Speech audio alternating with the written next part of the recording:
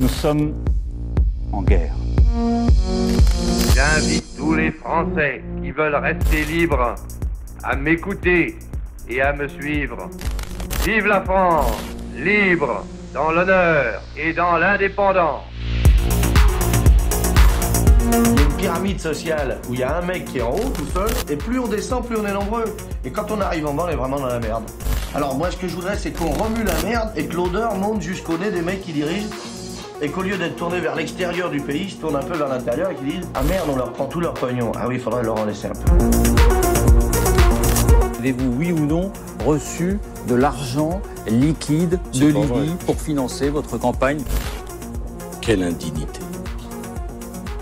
Nous sommes sur le service public, c'est une honte. Évidemment, votre téléphone est sur écoute.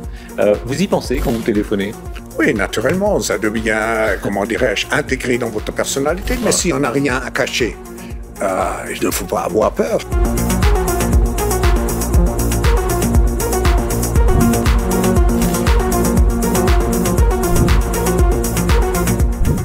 Bonjour l'autre voix. Effectivement, c'est le 8 février, ça me rappelle effectivement le décès de Luc Montagnier et surtout, ça me rappelle le fait qu'il n'y a pas eu d'hommage national et je le regrette parce que malgré ces prises de position qui ont été critiquées par le gouvernement et beaucoup de scientifiques et peut-être d'anciens de ses pairs, je trouve regrettable qu'on se soit rappelé que de ces derniers instants alors qu'il a eu un parcours exceptionnel, prix Nobel de médecine. Donc là, je profite de venir ici pour aller me recueillir auprès de sa tombe parce que c'est quand même dans ce flou, dans cette pénombre qu'on a vécue pendant 2 ans, on a eu besoin de phare. Et il fait partie de ces gens qui m'ont, à un moment donné, ouvert l'esprit et surtout un esprit critique. Pourquoi, du jour au lendemain, on s'attaque à ces pontes? Pourquoi il y a un tel acharnement contre ces professeurs? Je pense aussi au professeur Perron, au professeur Raoult, et puis d'autres médecins qui aujourd'hui, à qui on enlève leur métier qu'ils ont eu depuis des années. Donc voilà, ça me permet d'aller là, et puis de reparler et de ne pas oublier, parce qu'il ne faut pas oublier ces tristes instants que certains ont vécu, parce que ce n'était pas à la hauteur de la nation. Et heureusement que le peuple était là et l'a soutenu jusqu'au Père Lachaise. Oui, tout à fait. Ça faisait partie de ce narratif dominant où, à un moment donné, on n'avait plus le droit de critiquer, de se poser des questions, d'avoir un avis divergent par rapport à une volonté de n'entendre qu'une seule voix autour de cette stratégie du vaccin qui était la clé à la solution par rapport à ce virus. Et donc, il a fait partie de ces gens qui ont dévié de cette ligne.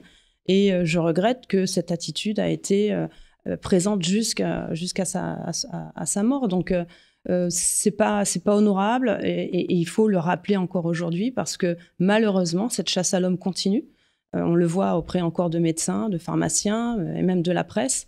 Il faut que ça s'arrête. C'est pas l'idée, l'esprit que j'ai du triptyque de la France, liberté, égalité, fraternité. Ça fait partie de leur stratégie de tuer, de dénigrer. D'ailleurs, pourquoi on utilise le mot complotiste? C'est un mot qui tout de suite vous catégorise et vous discrédite. Donc, ce sont des outils qui sont liés à la manipulation de l'information et pour dénigrer et pour exclure de la société un courant de pensée qui ne va pas dans leur sens. Donc effectivement, ils continuent à mettre en place des études, comme l'avait dit, des assises qui veulent rien dire sur le fond. En plus, souvent, ce ne sont pas des experts, ne sont pas compétents en la matière. On l'a bien vu avec les fact-checkers, ça sort de nulle part. Ils ont écrit peut-être un article dans leur vie et ils deviennent des fact-checkers, alors que quand même, le métier de journaliste, c'est une expertise, c'est une expérience, c'est un code de déontologie. Et on s'est rendu compte avec cette crise Covid que toutes ces valeurs ont été balayées d'un revers de la main pour une stratégie sans doute pensée par McKinsey. Et encore aujourd'hui, elle perdure. Et c'est dramatique. Et moi, je le vois au sein de l'Union européenne via la Commission, qui, elle aussi, dans tous ses rapports, intègre cette notion de désinformation. Donc, plusieurs fois, j'ai eu l'opportunité d'échanger en commission pour leur demander « mais définissez-moi ce que c'est l'information ». Ils sont incapables de définir ce que c'est la désinformation. Et on se rend bien compte que dans leur rapport ou dans leur discours officiel, c'est une ligne de pensée. On le voit, moi je le vois en commission Covid. Dès qu'il y a un mot qui remettrait en question le vaccin, en parlant juste d'effets secondaires, on est tout de suite censuré ou tout de suite on nous attaque. On a le droit de poser des questions, mais on voit que ça les agace, mais on n'a surtout pas de réponse. Alors voilà, on peut poser des questions parce qu'on a quand même encore un peu cette liberté, mais les réponses, on les a jamais. Vous pouvez regarder toutes ces auditions, pourtant les questions sont précises et claires, aucune réponse à chaque fois. Alors, j'en profite, mais juste la seule réponse qu'on a eue lors de ces auditions qui nous a servi, c'est celle de Pfizer, de mon collègue Rob Bruce, qui lui, pour le coup, parce que comme ça fait presque 1 an qu'on est en commission, on a vu comment ils fonctionnaient. Ils savent très bien qui nous sommes, et à chaque fois qu'on est avec nos questions, ils savent très bien que ça ne va pas être la question qu'ils souhaitaient. Donc, en amont, ils savent qu'ils ne vont pas nous répondre. Et là, Rob Bruce, député néerlandais et du groupe ECR, qui ne fait pas partie du groupe ID, et on s'était, en amont, on s'était entretenu pour dire, voilà, moi je vais poser telle question, toi celle-là. Et donc, on a fait cette petite réunion en disant, voilà, moi je vais poser une question sur les effets secondaires, toi. Et donc, on s'était réparti les tâches. Et lui, il n'a pas, parce que comme on a 2 minutes de temps de parole, on se dit, on va utiliser les 2 minutes. Lui, il a dit, je ne vais pas les utiliser, ma question va être précise, claire, et je veux la réponse. C'est pour ça qu'il a été direct, il n'a pas parlé pendant 3 heures, et c'était oui ou non. Et là, il ne s'attendait pas à ce type de questions, puis vous savez, comme dit, ça faisait 6 mois que nous faisions ce type d'exercice, donc ils pouvaient voir comment on allait les attaquer. Et là, elle s'était pris les pieds dans le plat, elle n'a pas pu répondre, ne pas répondre à la question. Et donc, on a eu cette réponse fameuse qui a fait le tour du monde. Et pour nous, voilà, enfin, après 6 mois de travail, on a obtenu cette réponse et qui aujourd'hui est importante parce qu'elle remet en question toute la stratégie de la 4e et 5e dose. Et donc, la question, c'était de savoir, est-ce que, quand ils ont mis sur le marché le vaccin, est-ce qu'ils ont testé le fait que ça empêchait la contamination? Et elle rigole, en plus, elle sourit, elle dit, mais non... forcément, il y avait une vitesse pour la mise en place sur le marché de ce vaccin. Non, on n'a pas fait ce type de test. Et dans sa réponse, c'était tellement évident qu'elle ne s'est même pas rendue compte des conséquences que ça allait avoir. Parce que nous, on nous avait vendu pendant 1 an et demi que le pass sanitaire a été mis en place juste pour ça, pour empêcher la diffusion du virus par une vaccination liée à la mise en place de ce passeport qui pouvait nous permettre de continuer à aller au restaurant ou continuer à voyager.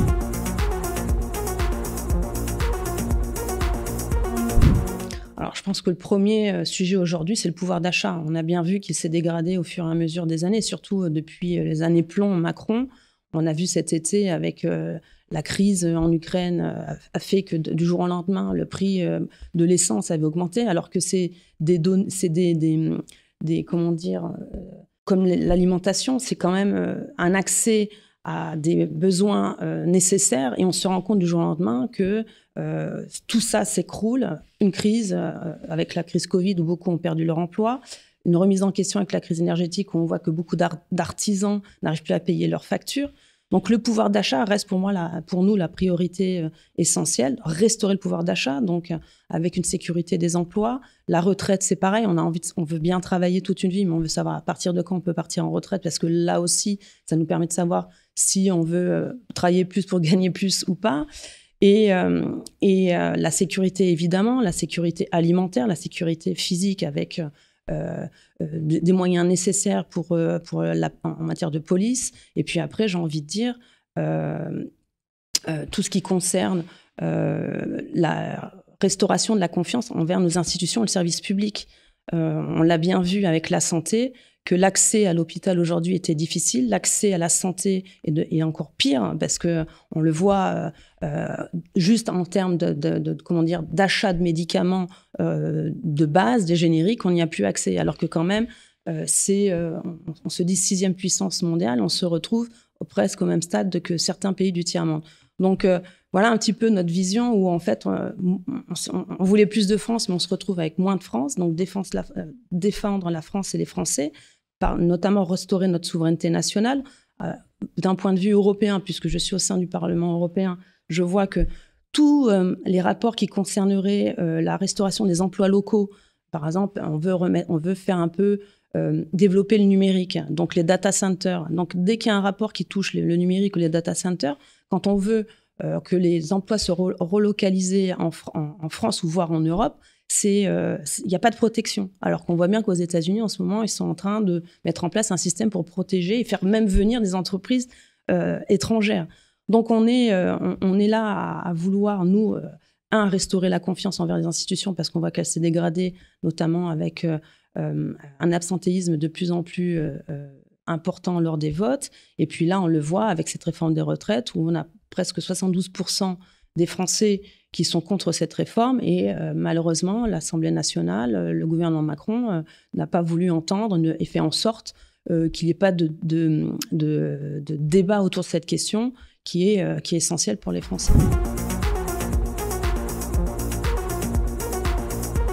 Mais ça dépend qui les dirige. L'exemple type, c'est la Commission, puisque je suis députée européenne, c'est que d'un côté, elle met en avant plus de transparence, et c'est pour ça que j'ai pris ce dossier en main.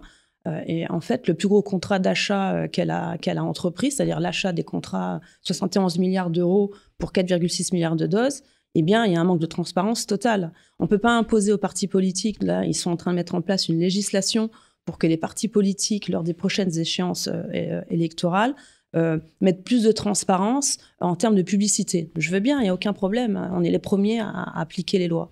Mais que ces valeurs et que ces principes, ils se les appliquent à eux-mêmes. Que ce soit pour les contrats d'achat, que ce soit pour les lobbies, que ce soit les ONG qui rentrent au sein du Parlement.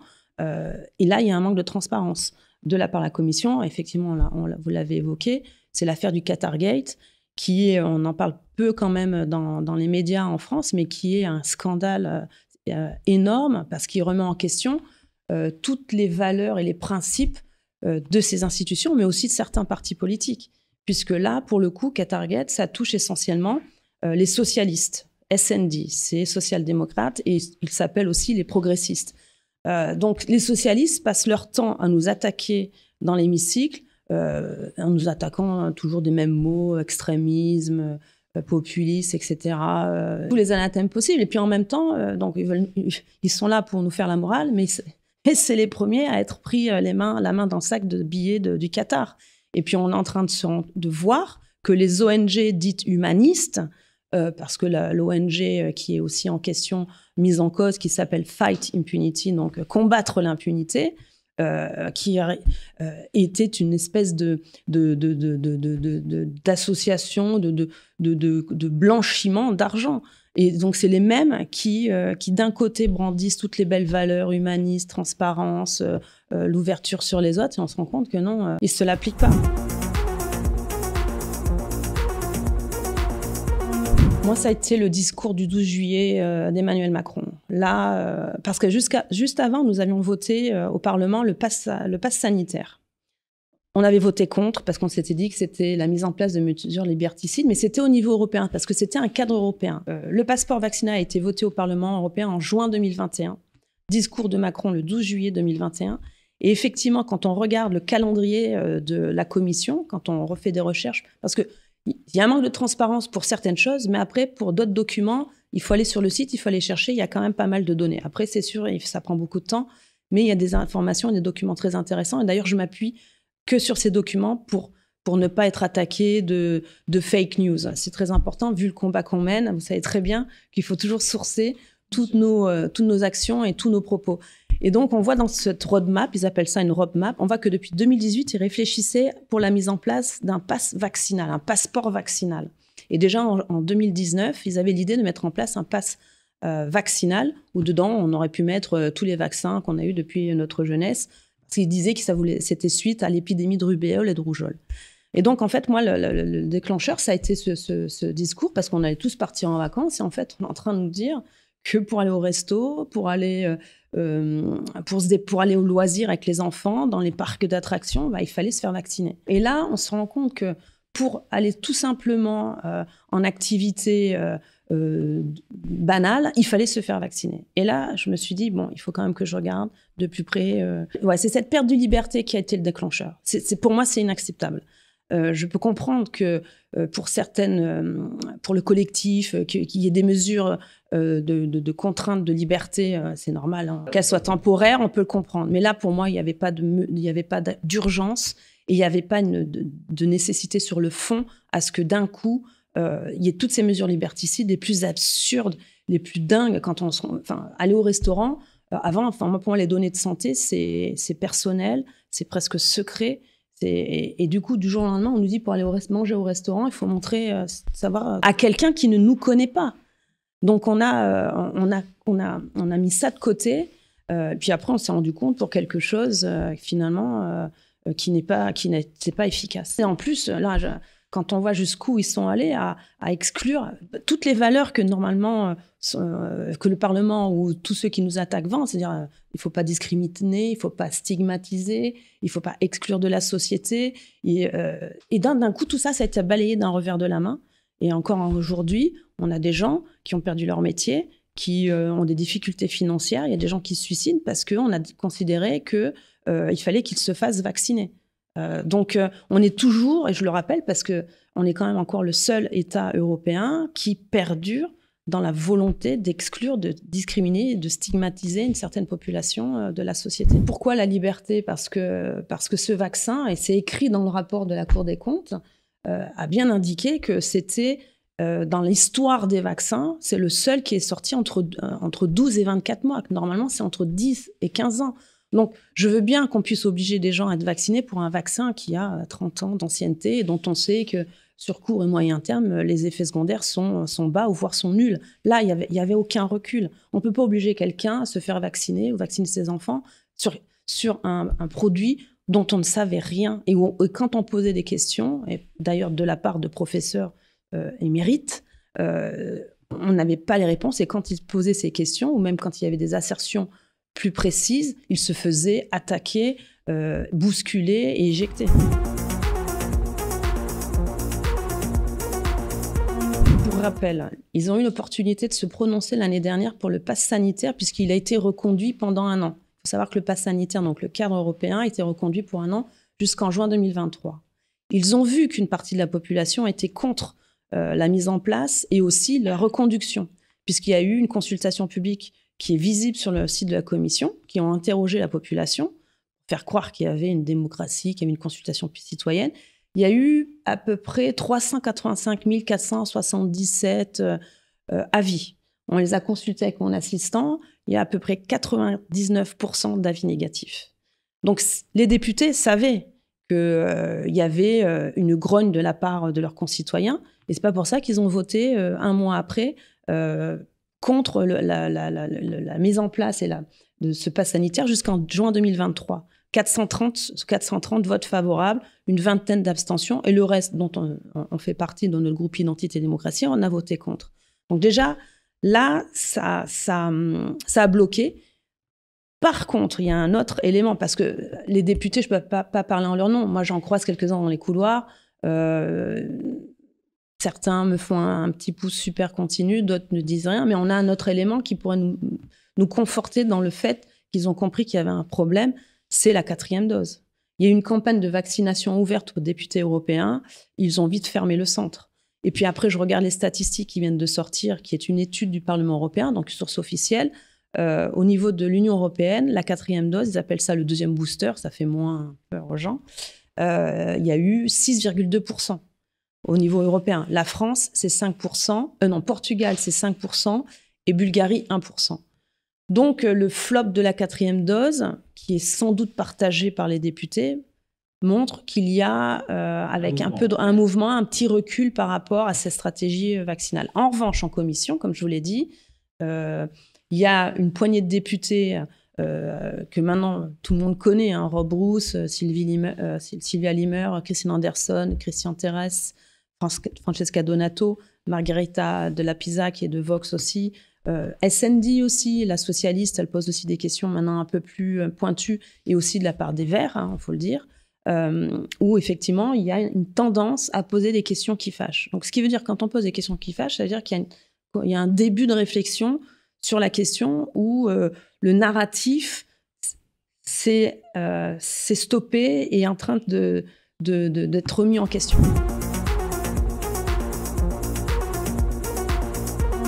Alors, à ce stade, quand je dis ouverture d'enquête, je ne sais pas. Ils ont fait un communiqué au mois d'octobre en disant qu'ils ont reçu des signalements. Et je fais partie de ces gens qui ont fait ce signalement. Depuis le mois d'octobre, je n'ai aucun retour de la part de ce procureur, d'autant qu'on a envoyé via mon avocat 2 courriers pour lui dire que je me tenais à sa disposition en tant que témoin. J'ai reposé la question il y a 2 semaines en commission des coordinateurs du groupe au sein de cette commission Covid auprès de la présidente, puisqu'elle avait dit elle aussi quand elle a eu connaissance que le procureur avait été saisi d'une demande d'enquête concernant ce sujet des achats de contrats Pfizer. Elle avait dit qu'elle se tenait à sa disposition et elle non plus n'en sait pas plus. Donc pour l'instant, pas de nouvelles. Alors, des fois, on dit pas de nouvelles, bonnes nouvelles. Je n'en sais rien. Mais on suit effectivement, je suis le dossier de près et puis je n'hésiterai pas à la relancer. Là aussi, on parle de transparence tout à l'heure, cette méfiance des citoyens parce qu'il y a un manque de transparence des institutions. Je fais partie de cette commission. La présidente fait partie de cette commission. On est toutes les semaines en audition. On a des réunions tous les 2 jours, on a des emails tous les 2 jours. Il faut que j'aille lire Reuters pour apprendre que la commission est en train de négocier avec Pfizer les prix des doses et la surcommande qu'ils ont passée. C'est inacceptable. Ça veut dire on est vraiment des marionnettes dans ce jeu de la commission Covid, qui est pour moi effectivement qu'un effet de manche, puisqu'on est là, on pose des questions, on ne répond pas, on n'est même pas au courant que la commission est en train de renégocier les contrats. C'est inacceptable. Donc ce qu'on a fait, c'est qu'on a demandé à la présidente, avec toujours les mêmes députés, qu'elle se saisisse rapidement du dossier. On veut savoir, parce que si c'est en cours, c'est pas après qu'on va poser les questions, c'est maintenant. Donc effectivement, on a appris via cet article que des négociations étaient en cours, parce qu'effectivement, c'est ce que j'ai dénoncé dès le départ, et c'est pour ça que je me suis lancée dans le dossier, c'est que on est 447 millions de citoyens européens. Dès le départ, 4,6 milliards de doses. Pourquoi ? Pour qui ? Pourquoi avoir favorisé Pfizer, 2,4 milliards de doses que pour Pfizer ? Pourquoi autant, sachant qu'on n'est que 447 millions, qu'on n'avait aucun recul par rapport... Parce qu'au début, quand on nous a vendu les injections, on est tous partis avec 2 doses. On s'est dit, bon, c'est ce qu'ils avaient vendu. 2 doses et la liberté. Et après, c'est bon, vous pourrez courir dans les prés, tout se passera bien. Et en fait, non. On s'est rendu compte que 3, 4, 5, 6, on ne sait plus. Et vu le plan de 4,6, si on réduit ça au nombre d'Européens, c'était 10 doses par personne.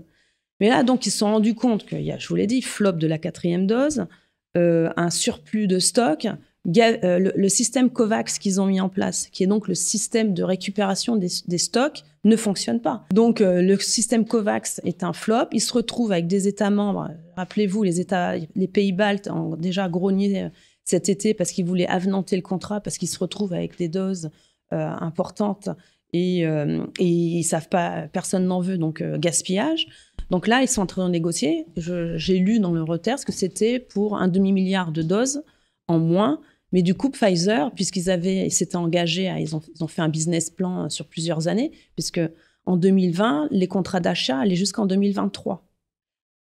Donc 2,4 milliards de doses jusqu'en 2023. Et donc là, ils sont en train de renégocier jusqu'en 2024. Donc ce qui veut dire, d'un côté financièrement, renégociation, mais ça veut dire que pour nous, ils envisagent que le Covid va continuer déjà jusqu'en 2024 avec un rappel de doses.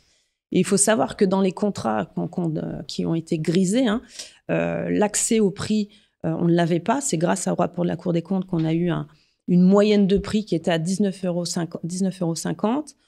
Le problème, c'est qu'on voit qu'aux États-Unis, eux aussi ont le même problème. Ils veulent, puisque ça a été gratuit par les États membres, mais ils ont dû aussi négocier les prix en amont. Et maintenant, ils sont en train de négocier des prix entre 110 $ et 130 $. Donc la question, c'est est-ce qu'on va avoir le même tarif, moins de doses, mais plus cher ? Et pour combien de temps ? Puisque si c'était jusqu'en 2023, ça devrait s'arrêter en 2023. Là, ils parlent de 2024. Donc moi, j'ai peur qu'ils renégocient moins de doses, prix plus important, et surtout jusqu'à quand, quoi ? Parce que ça veut dire si on va jusqu'en 2024, c'est qu'ils gagnent encore 1 an.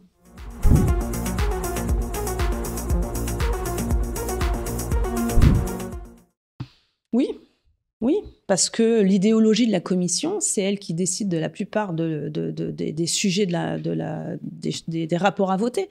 L'exemple là qu'on a, c'est moi en marché intérieur, donc j'ai la commission Covid qui est une commission spéciale, et je suis aussi dans le marché intérieur. Et là, on a eu un rapport qui s'appelait transparence et ciblage de la publicité des partis politiques. Alors quand j'ai vu ce dossier arriver, j'ai regardé le préambule, et dans le préambule, tout de suite en gras, c'est écrit « Il faut protéger la démocratie des ingérences étrangères ». Comme par exemple Brexit et les élections de Trump. Donc la peur et le résultat de ces élections ont permis cette nouvelle réglementation. C'est pas parce qu'il y avait une défaillance ou une demande des États membres. C'est la Commission, alors sans doute par rapport à des États membres et des partis politiques, ont réfléchi sur la question. Ils ont dit, on va mettre en place cette nouvelle législation qui sera contraignante et il y aura sans doute des sanctions. Là, on est au début des négociations parce qu'en plus, c'est que de la publicité qui concerne le numérique. Donc, c'est-à-dire que là aussi, dans les petits pays où ils n'utilisent pas le numérique, ils n'auront pas les mêmes contraintes de publicité pour leurs partis politiques. Donc, on a effectivement, alors, je dis marionnette, je le dis vraiment pour la commission Covid parce qu'on se rend compte qu'il y a pas de communication même de la part de la présidente. Elle pourrait communiquer pour d'ailleurs la transparence de la commission. Elle pourrait ouvrir les débats en invitant des experts différents, ce qu'elle ne fait pas. Après, pour d'autres sujets, c'est vrai, quand on prend le terme marionnette, c'est qu'on n'a pas la main sur la proposition de la loi. On pourrait... y a pas. Donc, ça nous tombe à la verticale et on doit faire avec. Même si on défend des amendements, même si, là, on va récupérer un dossier, on va essayer d'impulser une nouvelle ligne, mais c'est vrai que c'est très fermé. C'est vrai que la démocratie, le pouvoir des députés de changer ou de modifier certains rapports est assez limité.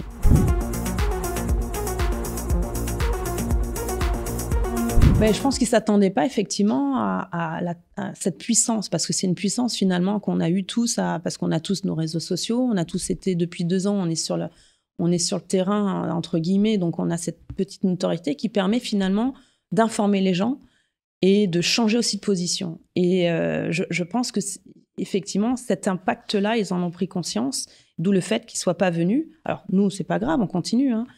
Nous, c'est-à-dire toujours les mêmes députés, on a redemandé à la présidente, donc on l'a convoqué 2 fois à ces auditions, il a refusé 2 fois. Donc on a fait une lettre pour qu'il nous réponde à tout un tas de demandes. Moi, la seule question, c'était sur la transmission des SMS et le contenu des SMS. Évidemment, ils n'ont pas répondu. Donc on a dit, s'il ne répond pas à cette question, il y a 2 autres demandes. 1, la levée des badges pour aller au Parlement, parce que tous ces lobbies, ils ont un droit d'entrée permanent au sein du Parlement. Donc on a considéré qu'il fallait leur ôter. Attention, c'est juste demandé. C'est pas encore acté. Donc, c'est demandé, lever des badges pour accéder au Parlement. Et on a demandé une audition de Madame van der Leyen dans notre chambre de la commission.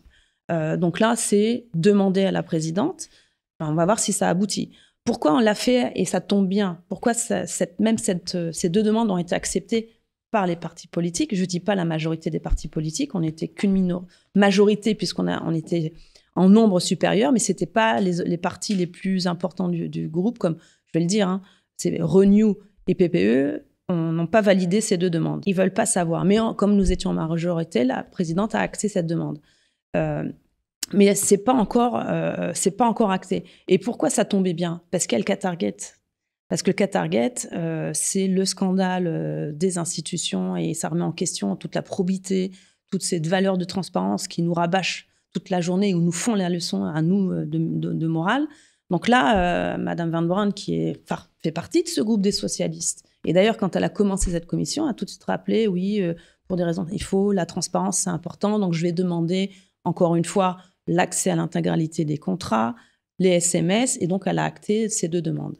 Mais parce que le contexte est aussi un peu différent. Parce que, comme dit, pendant des années, ce sont des valeurs qu'ils ont mis en avant, humaniste, transparence, probité, et c'était aussi les thèmes sur lesquels ils ont surfé pour nous attaquer, et là... Ils se retrouvent pris au piège, à leur propre turpitude. Et donc, du coup, ça touche, là, on n'en parle pas beaucoup, mais ça touche tous les socialistes, parce que ça touche les Grecs, ça touche les Italiens. C'est un système... Je fais partie aussi de la commission jury. Vous allez me dire, elle n'arrête pas. Je fais partie de la commission jury. Donc, dans cette commission, on a eu à débattre de la levée des immunités de ces 2 députés. Cozzolino, l'italien, et Tarabella, le belge. Madame Van Brandt, elle est socialiste et belge, donc ils se connaissent.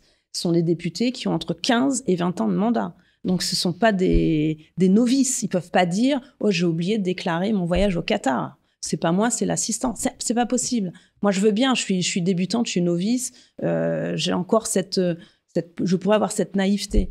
Mais eux, ils sont là dans la maison, ils savent comment ça fonctionne. Donc quand j'entends Cozzolino en commission jury quand il débat de sa demande de lever d'immunité, il ne peut pas dire de toute façon, on ne pouvait pas ne pas la lever, il n'avait aucun argument, mais qui nous dit qu'il découvre presque la délégation Macrèche, c'est là où il siégeait. Alors, quand je regarde son mandat, il y était depuis 15 ans. Donc, voilà, ils sont en train de se prendre ça, là, dans les dents, j'ai envie de dire. C'était décembre. Là, l'enquête est en cours. Il faut savoir qu'Eva Kaili, donc, est toujours en prison. Son concubin aussi. Panzeri, maintenant, donc, qui était un ancien député italien, qui est un peu le cerveau de la mise en place de tout ce système, parce que c'est tout un système, avec c'est le Qatar Gate qui est mis en avant, mais aussi le Maroc Gate. Et tout ce système qui a été mis en place, ça fait des années qu'il perdure. Et donc, on va découvrir, à mon avis, d'autres. Enfin, il y aura des suites, quoi, parce qu'il est en train de parler. Je crois qu'il a négocié déjà avec la Belgique le fait que s'il se met à table, il aura une sanction allégée. Donc, on attend le reste. Donc, ce qui veut dire que ce contexte-là, le Qatar Gate, nous permettra, nous, de continuer notre travail d'enquête pour voir s'il n'y a pas un Pfizer Gate.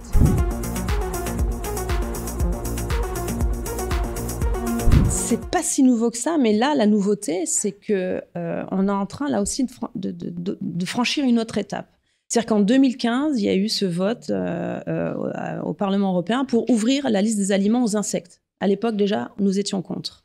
Donc ça, c'est en 2015. À l'époque, en 2015, aussi des études concernant l'intégration des insectes dans les aliments, toutes les études étaient un peu critiques. Elle disait même, dans une des études de l'EFSA, donc c'est cette agence de la sécurité alimentaire, disait attention, on ne peut pas faire ingérer les insectes par le bétail. Donc ça, c'était en 2015. Donc qu'est-ce qui s'est passé là en 7 ans? Il y a eu effectivement des colloques, des forums, des sommets Davos avec un agenda 2030 où aujourd'hui, si ce n'est pas le Covid, c'est le climat. Et encore, je ne parle pas de la crise en Ukraine. Donc là, le climat, donc ils sont tous obsédés par la transition énergétique. Donc il y a le Green Deal qui a été mis en place là en 2009, qui a un impact sur tous les domaines. Donc on l'a vu en matière d'automobile où on veut nous faire enlever nos vieilles 2 chevaux en voiture électrique. Donc là, ça fait partie du même projet. Considère qu'il doit y avoir une transition alimentaire pour faire baisser nos émissions de CO2. Donc avec tout un projet de mise en place, de changement de consommation. Donc que ça soit pour le bétail. Donc ce qu'on n'a pas vu venir, c'est que déjà ils avaient accepté que le bétail puisse ingérer la poudre d'insectes. Et là, la nouveauté, c'est dans les aliments. Et donc là, effectivement, j'arrive au bureau le 3 début janvier. On reçoit des coups de fil en nous disant « Mais est-ce que vous avez vérifié cette histoire ?» Donc, évidemment, je vais vérifier. Et je me dis « Bah oui, qu'est-ce que c'est que ce règlement signé par Mme von der Leyen le 3 janvier qui autorise la poudre de grillon Aketa domesticus, donc c'est la poudre de criquet domestique, à remplacer les farines de blé dans les biscuits, les purées, dans les soupes, dans la bière, il y a toute une liste d'aliments. Et je me dis, mais c'est quoi cette folie? Là aussi, donc je reprends le dossier, je commence à lire tous ces articles. Alors c'est lourd parce qu'à un moment donné, ils disent pour, après c'est contre, après on ne sait plus. Donc du coup, je fais une question écrite auprès de la commission pour qu'elle éclaircisse sa position. Parce qu'à un moment donné, l'agence alimentaire dit, en concernant les allergies, qu'effectivement, il pourrait y avoir des allergies. Donc ça nécessite un étiquetage. Et ensuite, elle dit, oui, mais bon, quand même, il faut faire plus d'études. En dessous, la commission qui dit que l'étiquetage n'est pas nécessaire pour les allergies, mais qu'elle renvoie à un autre article. En dessous, vous avez encore un article de l'agence alimentaire qui dit il faut de l'étiquetage, mais pas sur tous les produits. Donc en fait, c'est pas clair. Donc là, on repose la question. Mais c'est tout le problème de tous ces règlements qui sont faits à la va-vite. On ne sait pas d'ailleurs qui les écrit. Et on se rend compte que c'est en marche forcée, quoi. C'est en marche forcée qu'ils nous mettent en place un nouveau système d'alimentation qu'on n'a pas forcément choisi. En plus, sous prétexte de transition énergétique, on nous vend la poudre de criquet qui va changer toutes les farines de soja. Donc, ça veut dire pour le bétail, plus de farine de soja, farine d'insectes.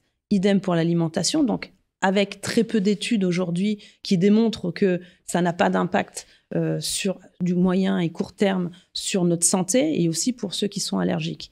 Et on voit derrière que le projet, il faut le recouper, hein, c'est ce qu'on regardait hier encore une fois avant de préparer l'émission, c'est que d'un côté, il se félicite de faire plus de 200 000 tonnes d'insectes par an, la société La Nouvelle à Amiens, et en même temps, on se rend compte qu'on exporte plus de 200 000 tonnes de bovins à l'autre bout du monde. Donc on est en train d'essayer de changer les mentalités où on nous culpabilise de manger du steak. Il faut voir ce qui s'est passé cet été aux Pays-Bas, où on veut réduire de 30% le cheptel du bétail. En échange de quoi? En échange de la volonté de mettre en place des usines d'insectes, avec aucun recul. Et puis, j'ai envie de dire, toute cette évolution de l'humain, est-ce que c'est écrit qu'on doit manger aujourd'hui des insectes pour survivre? Et idem pour le bétail. On a bien vu le scandale des farines animales avec le saumon. Est-ce que demain, ce ne sera pas la même chose avec les insectes? Alors le gain, ils le disent tous, c'est le gain énergétique, c'est le gain aussi financier pour les industries, mais et pour le consommateur.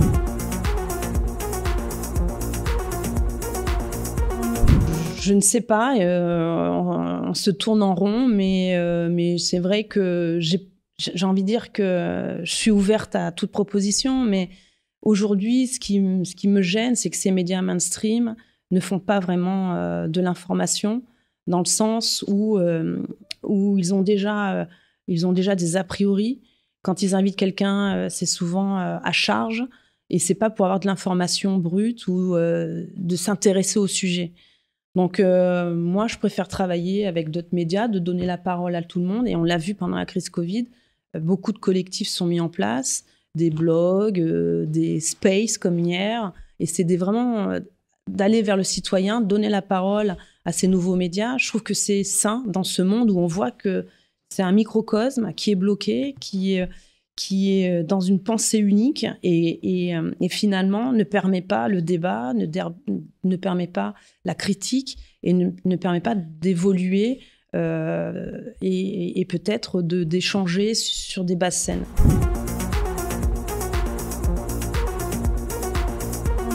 Comme dans les institutions, pour moi, elles n'existent plus. On le voit là, quand il y a eu la mise en place du pass sanitaire. Vous avez vu aux heures qu'ils débattaient, à des heures pas possibles. Là, on l'a vu hier avec la réforme des retraites, où il y a eu pas des menaces, mais ils ont empêché certains députés à rester dans l'hémicycle avec des appels téléphoniques. C'est du jamais vu, pour qu'elles puissent s'absenter, aller se recueillir auprès de leurs proches. Et si elles étaient parties, elles auraient fait tomber la motion de référendaire que Marine avait présentée.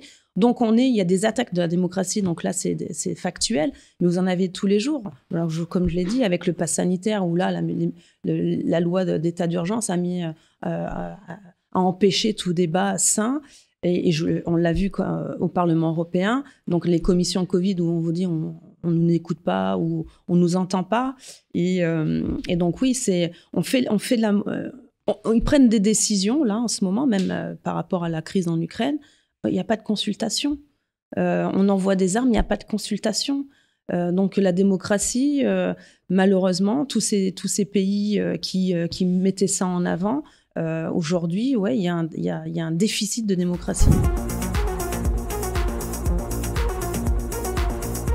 C'est vrai que dans cette crise, il y a eu des choses qui n'étaient pas très heureuses. Et puis en parallèle, il y a eu cette solidarité qui s'est mise en place, quelles que soient les étiquettes politiques, qu'en fait, c'est plutôt la personnalité, les gens, le combat qui ont été reconnus. Et donc, je pense que moi, je ne me vois pas avec ce mandat député. Enfin, voyez, je reste proche parce que je sais d'où je viens. Je me suis lancée en politique tard et c'est important. On n'est pas tous pareils. Il y a des beaux combats. Le vôtre est très, très noble et très beau. C'est pour ça que je suis contente d'être là et je vous soutiens depuis le début. Je n'ai même pas regardé peu importe l'idéologie, les étiquettes. C'est vraiment la valeur humaine, c'est une qualité pour moi qui est importante, surtout dans des moments de crise où on a vu, c'était on a monté les uns contre les autres. Encore aujourd'hui, il y a une chasse à l'homme. C'est pas ce qu'on souhaite dans cette société, c'est pas ce qu'on souhaite pour notre beau pays et pour nos ancêtres et pour l'avenir de nos enfants.